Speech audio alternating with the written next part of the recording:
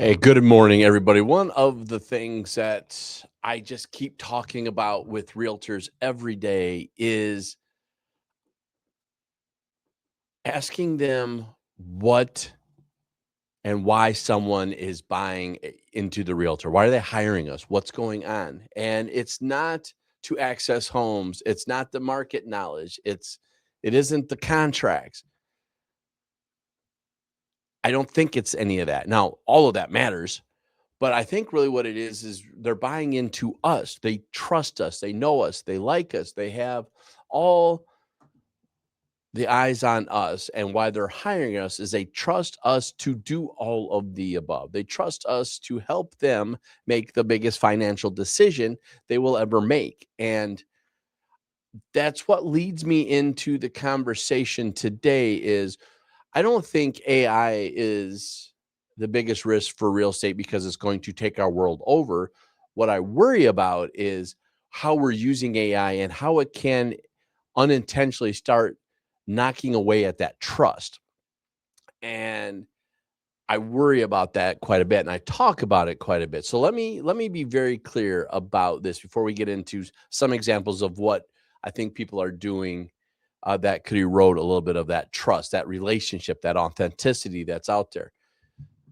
I like AI. I use AI every day. Literally today, before we got started, I was actually talking to one of my AI tech friends, and we were talking about all the cool things we're doing with it, right? And how we're doing it. But the difference is, I fear, is I am, they are using it for a tool, but still keeping the human factor involved. If we are taking ourselves out of the context of where AI is useful, then we're going to have some of these problems. I'm literally using AI to help build an AI shirt class. I'm using it to do these videos like this, doing the research, helping me put things in place, things that I would take me hours to do is taking me minutes to do. But when I come to you, it's me. It's doing the real thing. It's doing what we can best for our clients, our people, our industry, not replacing them. So let's start talking about that a little bit. AI listing photos. Love it, to be completely honest with you. But I'm already starting to see some things that I think are really kind of interesting in the world of AI listing photos, right? People aren't just removing the clutter. They are completely changing the property. They are putting new landscaping in, different flooring, better lighting. Now, I'll tell you, they're doing some of these things not because they know they're doing it. They're relying on the AI tool to do it, and they're not putting a human check behind it. Because again, most license law don't allow us to fabricate something that doesn't exist. They put new paint on. Again, even that stuff. They even add furniture that never existed. So when they walk into the home, buyers now don't know what they're looking at. So when they show up, they're looking at a house and they expect to see certain things that's not there. Right now, they get all this stuff in here. And we are supposed to, as professionals, give them a real expectation of what they're stepping into. Now, we can always help them, right? We can always use some of these tools to help them kind of also picture the potential future. But when they're looking online, they're looking right now for what's going on, what they're going to get into today. Don't get me wrong. Even before AI, we had really great photographers that could make a tiny little galley kitchen look into an amazing, huge gourmet kitchen with all the fixings. Not all the fixings, but what was there, but look spacious. There's trends in there, but AI is making it way too easy to make that happen. So when they walk in, they don't trust that stuff and they are doing that. So AI should help buyers visualize potential, but not misrepresent reality.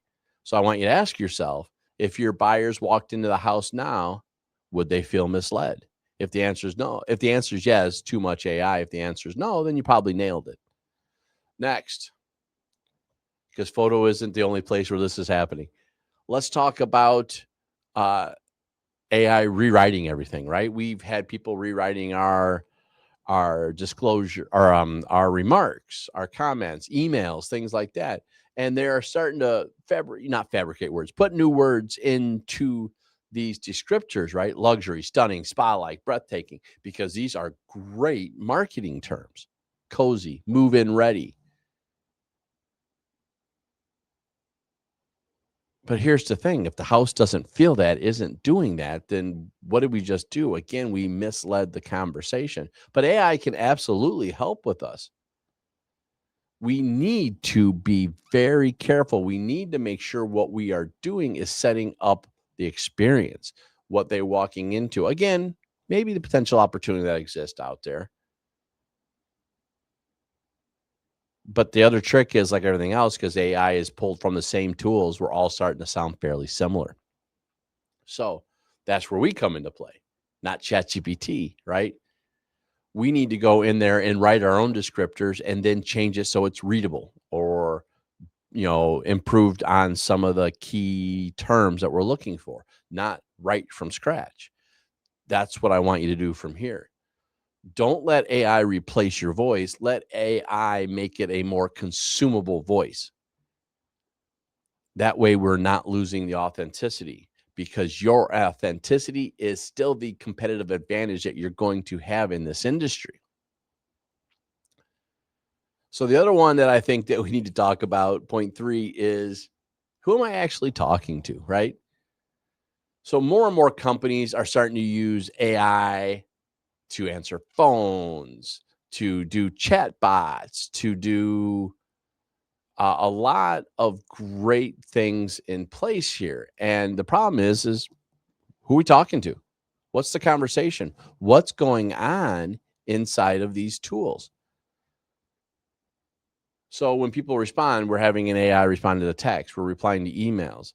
Um, Even to qualify leads, we're using these tools out here. Now, don't get me wrong. Again, I can say both sides of this world. I love the chatbots in the world. I actually love the AI answering phones, not making the phone calls, but answering, because I don't want them talking for me. I want them talking with me, right?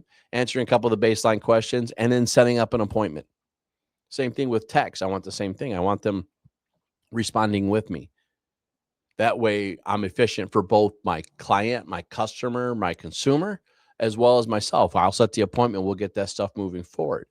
Even qualifying leads, same thing. I want it talking with me, not for me. Are you guys doing this? Does your client actually know it's talking to an AI? Now, don't get me wrong. Most are getting pretty sophisticated. We all do know that. We're getting better at it anyways. But I will tell you right now, when you're doing this, they need to know, because as soon as they realize it wasn't you, or even suspect, that authenticity is gone.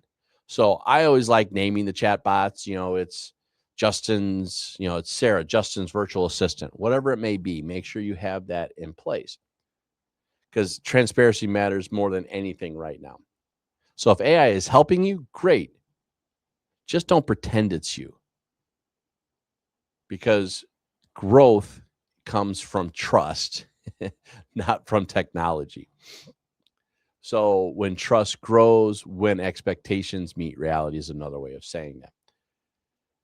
But make sure when you're using these things, don't hesitate to not use them. Please understand, I'm giving you examples where I think some of this trust is eroding away right now. I do want you to still think that all these tools that I'm telling you can be done with that human intervention, that human interaction, that human conversation that we have going on.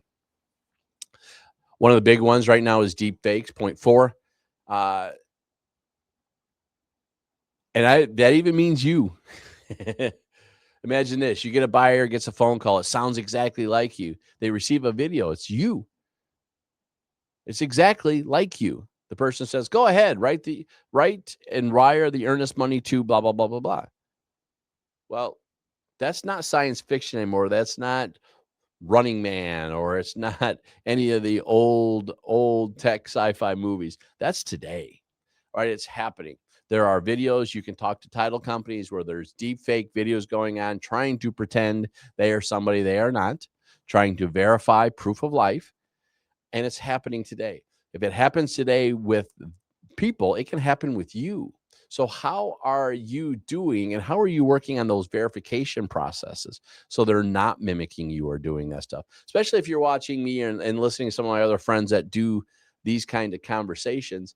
I want you to make sure you understand that every time you create a video out there, every time you write a social media post, a blog post, whatever, they can now figure out your style, your tone. It can sound like you. How are you protecting against that? How are you at a brokerage level protecting, at an association level, at a team lead level? How are you protecting against this? How is every realtor identifying what protocols are in place to protect against deep fakes? And I don't really mean protect against it, because deep fakes are hard to stop at this particular moment. But how do your clients recognize the difference? Technology is changing at such a speed. Today is the worst AI will ever be. So how do you make sure your clients are aware and that they don't lose that trust with you because your systems weren't protecting them? So I want to make sure, especially in this world of fake, deep fakes, identity stealing, that you have built systems that help and grow and keep that trust and evolve with the technology growth. I'm going to tell you right now, I think one of the things you should be doing is having a passphrase, right? Something that's unique to you, not something that they can easily find online. Very unique words that are out there. Don't text it, don't email it, communicate with you in person. Let them know if this word isn't said, it didn't come from me, right? Ask it. It won't, if they don't have it, they don't come from you. There's other ways, right? People can say, put up, your hand, have them count down with their fingers, things like that, and you'll be able to find it. The problem is, again, AI is the worst ever going to be. They'll get better at this. Also, they tell a lot of people to stand up and turn around. Since most pictures are front, they don't have the back of the head, so they don't have that stuff figured out. Again, it'll get better. It'll figure it out. Passphrases are right now, I think, the best way to do it. Almost last point 5. Make sure we're not outsourcing our relationships. Yes, I know AI can rewrite our emails, your newsletters, your Facebook posts, your LinkedIn articles, not rewrite, write rather, your LinkedIn articles, your listing descriptions. Even AI can answer our questions. But here's my question. At what point does your business stop sounding like you? When do you start sounding like the AI tool? I don't believe people should choose realtors because they write perfect emails. I think they should choose you because you built a relationship with them and they trust you to get them through the most expensive experience of their life. So AI really right now can't duplicate empathy, can't fake that authenticity. That's going to be you. So AI should help you spend more time with people, not become the people. So make sure, again, when you are doing these things, don't let AI be that person. Again, those emails should come from you. It should clean it up. It should be other things. Some things we can do to automate for emails and stuff like that. But those newsletters, those posts, those LinkedIn articles, listing descriptions, they all should come from you and definitely should be edited by you, because it needs to be you, your voice, your style, your mannerisms, how you communicate, the hand gestures you use, all need to be you. And I want it to be you, and I want them to know who you are. So I'm going to tell you right now, here's what I think is happening. Consumers are entering a world where they don't know what's real anymore. Again, things we talked about, your AI voice, photos, emails, reviews, chatbots. By the way, reviews are huge right now. There was just some stats out there that, like, all those testimonials, reviews that are coming on tools, third-party real estate platforms, there's a large percent of them that are AI generated. And the problem is they could be just edited like we talked about, but some are just created. So how do you know the reality of it anymore? It's losing a lot of trust. So, and their chatbots and everything that's becoming easier to create, which means trust becomes more valuable. Authenticity becomes more valuable. Human relationships become more valuable. And I love it because with AI, I can free up my day to do those last 3 things. I can start those human relationships that keeps that authenticity and that trust involved. And that's what I want you guys to have. So here's my challenge for you this week. Look at every place you're using AI. And I just want you to ask your one question. Is this making me more efficient, or is it making me less authentic? Keeping the things that save time is great. Eliminating the things that reduce trust is also something you should be doing. So with that, I hope this worked out well for you. Again, I don't believe AI is replacing realtors. I believe AI is changing what consumers value. And I also think right now the way it's being used does have a a large conversation of authenticity and trust that comes into place. And trust should become our brand, your brand, everyone's brand. And I do believe AI and realtors who use it responsibly become even more valuable over the next decade. So I hope you found this helpful. Subscribe to the channel, like it on LinkedIn, YouTube, wherever you find it, podcast world, if you're listening in the audio side of this. Every week, I share practical technologies, strategies, AI tips, leadership insights, and productivity ideas designed specifically for realtors, brokers, small business owners. So until next time, let's keep leading forward together.